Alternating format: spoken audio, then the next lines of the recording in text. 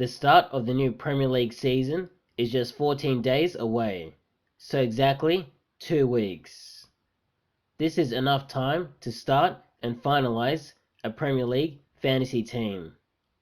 Looking at mine, you might notice that I don't have Bruno Fernandes, and there's a few reasons for this.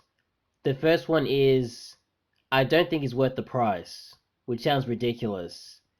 I think he got like 18 goals and 11 assists last season, so he has to be worth the price.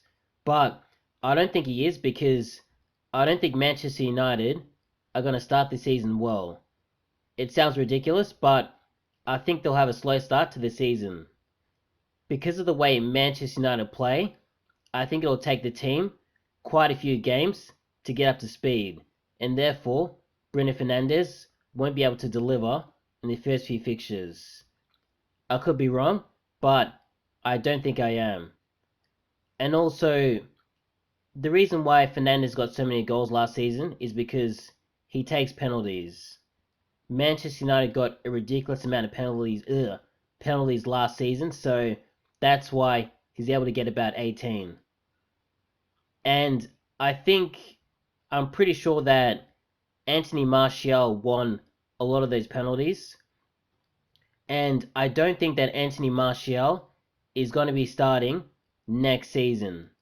I think Cavani is going to be starting up top. And I think Martial is still injured. I'm not sure what's happening with him. I haven't seen him in preseason, so I have no idea what's going on. But I suspect he won't be starting next season.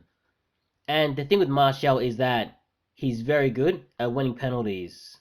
He has trickery, and he's able to beat players to get into the box, and he seems to be fouled a lot. So if Martial doesn't start the season, don't be surprised if Manchester United don't win a lot of penalties because he is the penalty guy.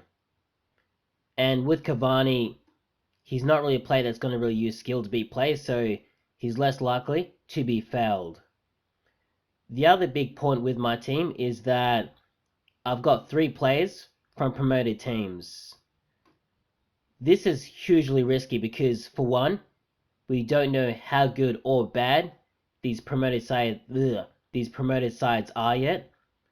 But also, with established Premier League teams, you're more likely to know how they're going to be able to deliver in the Premier League. With promoted sides, you have no data whatsoever. And I think I might revise my team because of this, because it is very risky. If I start the season with these players and they don't hit the ground running, I'm already behind the 8 ball. People already got players that are already doing well, and they're going to go up in price. So I think I might have to revise this, but I think in choosing these players, if they do well, I could have a very good season, or at least a good start, because nobody would have thought of these players. It's sort of getting ahead of the curve, and that's what you have to do with Fantasy Premier League.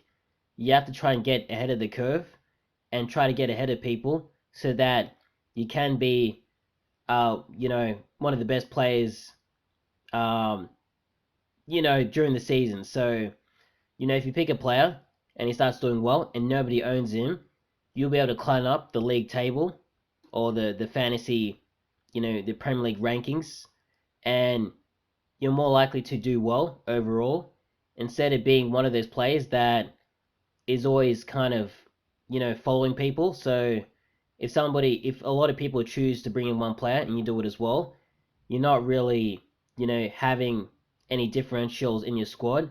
So you're less likely to be able to stand out and be one of those players that finishes really highly at the end of the season. And that's about it.